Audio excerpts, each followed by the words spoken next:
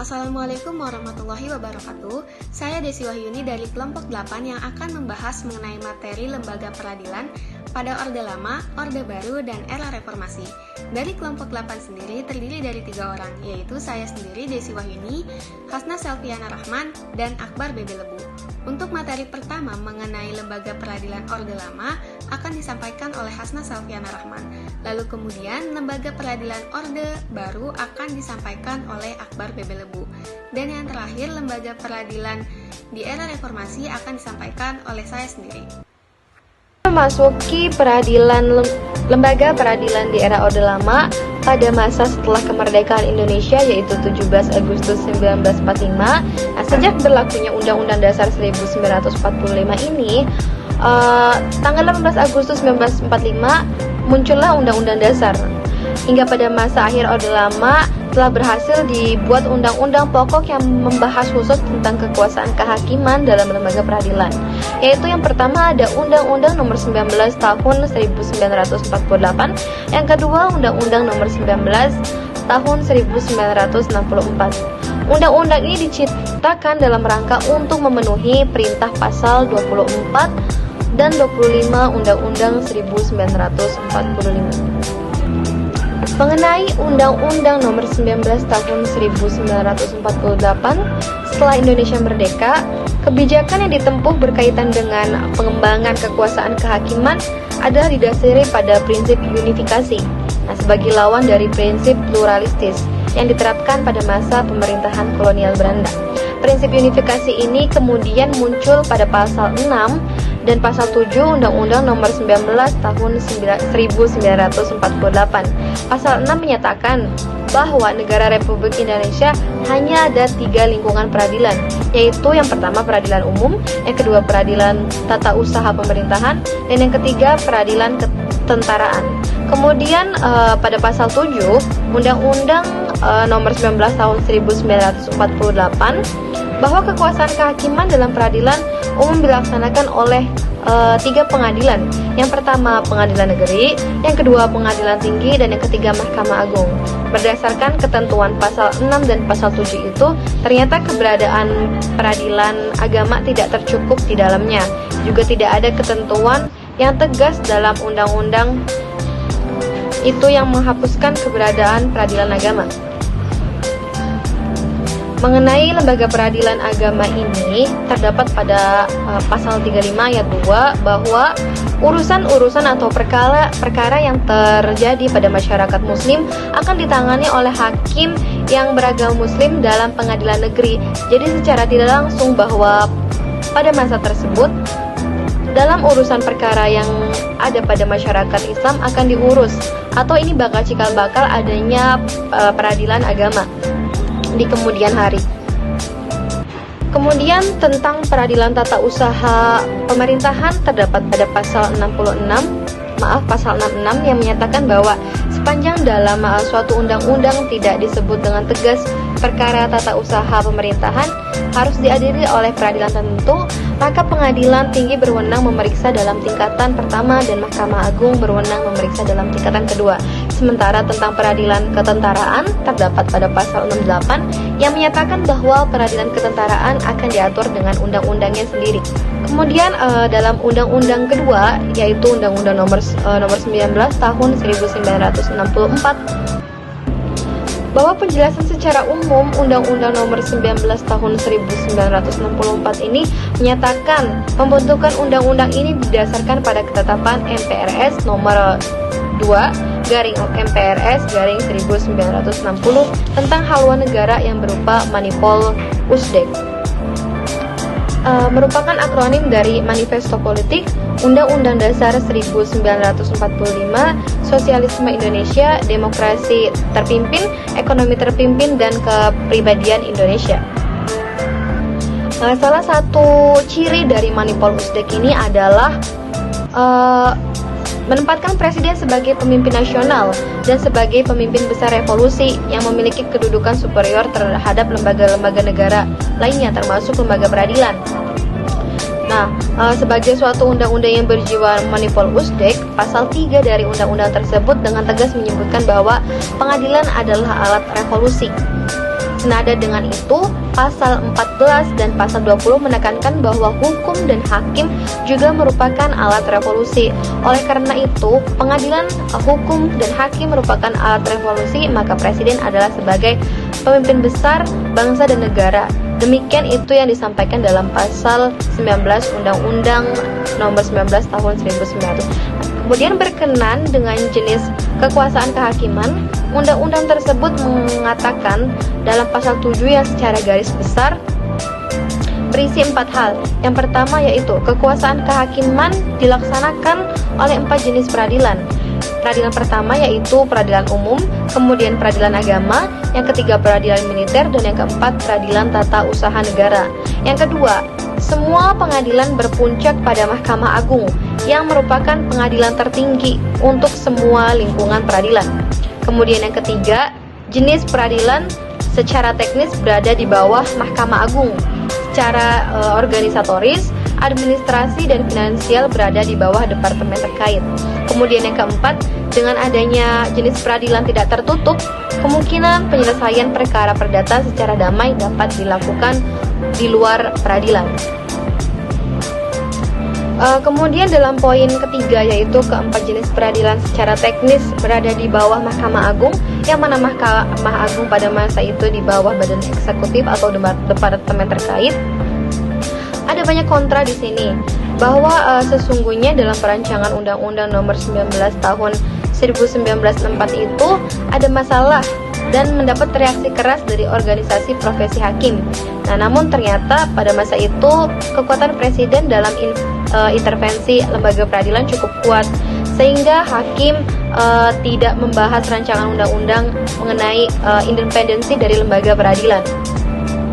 Lalu mengenai jenis-jenis kekuasaan kehakiman sendiri, terdapat dalam pasal 7 undang-undang tersebut yang menyatakan bahwa Undang-Undang Nomor 19 Tahun 1964 itu membedakan antara peradilan umum, peradilan khusus, dan peradilan tata usaha negara. Kemudian peradilan umum itu meliputi pengadilan ekonomi, pengadilan subversi, dan pengadilan korupsi. Lalu ada peradilan khusus, di mana peradilan khusus ini terdiri dari pengadilan agama dan pengadilan militer.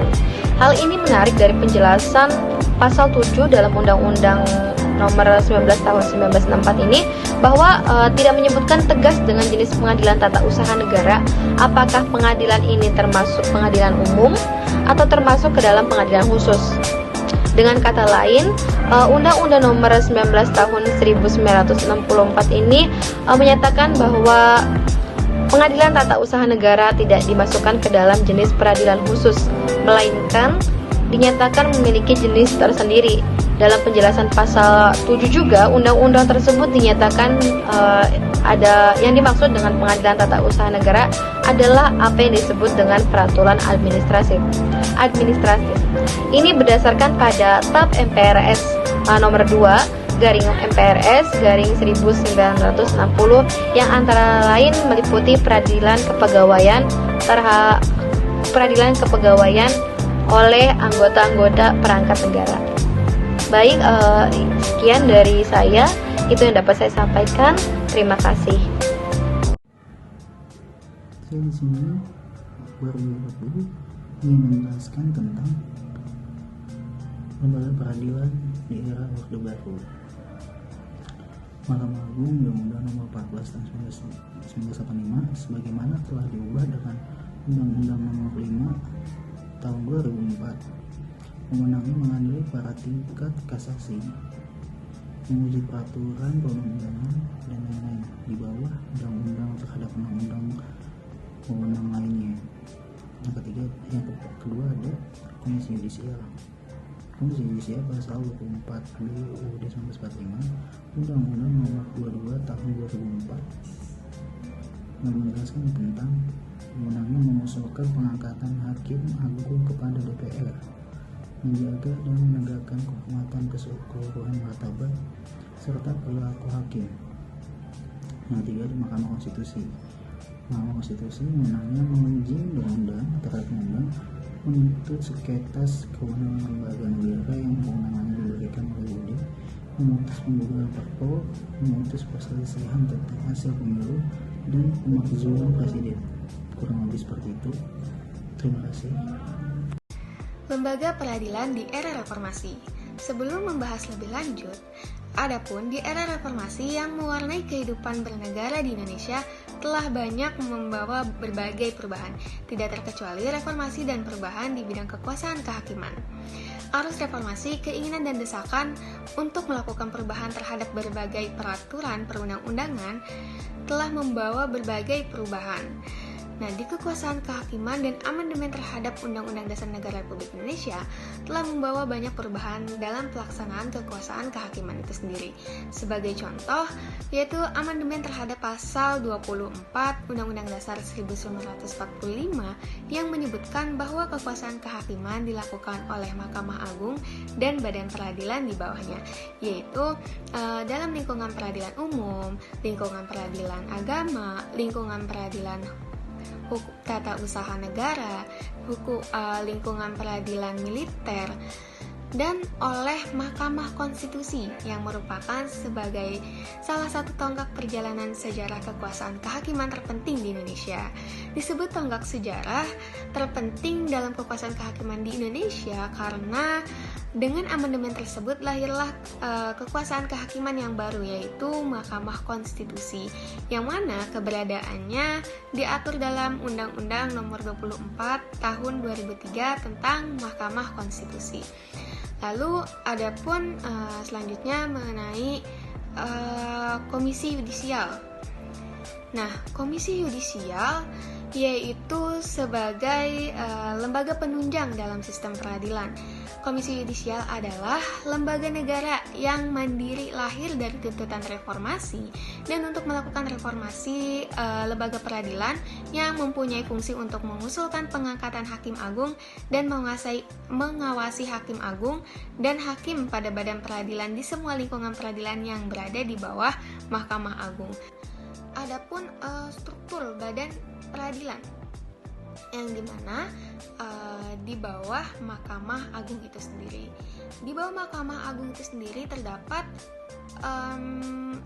lembaga peradilan khusus, yaitu ada lingkungan peradilan umum, lingkungan peradilan agama, lingkungan peradilan militer, dan lingkungan peradilan tata usaha negara. Dari pembentukan berbagai peraturan perundang-undangan dalam upaya mereformasi kekuasaan kehakiman tersebut, secara kelembagaan juga diperkenalkan pengadilan-pengadilan baru yang bersifat khusus dalam lingkungan peradilan di bawah Mahkamah Agung. Nah, pembentukan pengadilan khusus tersebut dimungkinkan dan diamanatkan oleh ketentuan pasal 15 Undang-Undang Nomor 4 Tahun 2004 tentang kekuasaan kehakiman yang dinyatakan bahwa pengadilan khusus hanya dapat dibentuk di dalam lingkup badan peradilan di bawah Mahkamah Agung. Beberapa pengadilan khusus yang telah dibentuk tersebut antara lain: dalam lingkungan peradilan umum dibentuk badan-badan peradilan lain yang sifatnya khusus, yaitu ada pengadilan anak yang dibentuk dengan Undang-Undang Nomor 3 Tahun 1997 tentang pengadilan anak. Lalu kemudian ada pengadilan niaga yang dibentuk dengan peraturan pemerintah pengganti Undang-Undang Nomor 1 Tahun 1998 tentang kepailitan yang ditetapkan menjadi Undang-Undang Nomor 4 Tahun 1998 tentang penetapan pemerintah pengganti Undang-Undang Nomor 1 Tahun 1998 tentang kepailitan. Lalu ada juga Pengadilan Hak Asasi Manusia atau yang biasa dengan HAM, yang dibentuk dengan Undang-Undang Nomor 26 Tahun 2000 tentang Pengadilan Hak Asasi Manusia. Dan ada Pengadilan Tindak Pidana Korupsi yang dibentuk dengan Undang-Undang Nomor 30 Tahun 2002 tentang Komisi Pemberantasan Tindak Pidana Korupsi. Lalu yang kelima ada Pengadilan Perselisihan Industrial yang dibentuk berdasarkan Undang-Undang Nomor 2 Tahun 2004 tentang penyelesaian perselisihan industrial. Nah, lalu adapun pada peradilan tata usaha negara yang mana dikembangkan dan diperkenalkan adanya satu badan baru, yaitu Pengadilan Pajak yang diatur dalam Undang-Undang Nomor 14 Tahun 2002 tentang Pengadilan Pajak. Nah, Pengadilan Pajak merupakan transformasi atau perwujudan dari Badan Penyelesaian Sengketa Pajak. putusan pengadilan pajak merupakan tingkat pertama dan tingkat terakhir yang tidak dapat dilakukan upaya hukum banding. Namun dalam hal terdapat pihak yang keberatan terhadap putusan pengadilan pajak dapat mengajukan permohonan peninjauan kembali sesuai dengan tata cara diatur dalam Peraturan Mahkamah Agung Nomor 3 Tahun 2002. Lalu dalam lingkup peradilan agama, sesuai dengan ketentuan pasal 15 ayat 2 Undang-Undang Nomor 4 Tahun 2004 tentang kekuasaan kehakiman dan Undang-Undang Nomor 18 Tahun 2001 tentang otonomi khusus bagi Provinsi Nagara Aceh Darussalam yang pada saat ini telah dicabut dan diganti dengan Undang-Undang Nomor 11 Tahun 2006 tentang pemerintahan Aceh dibentuk Mahkamah Syariah sepanjang kewenangannya menyangkut kewenangan peradilan agama.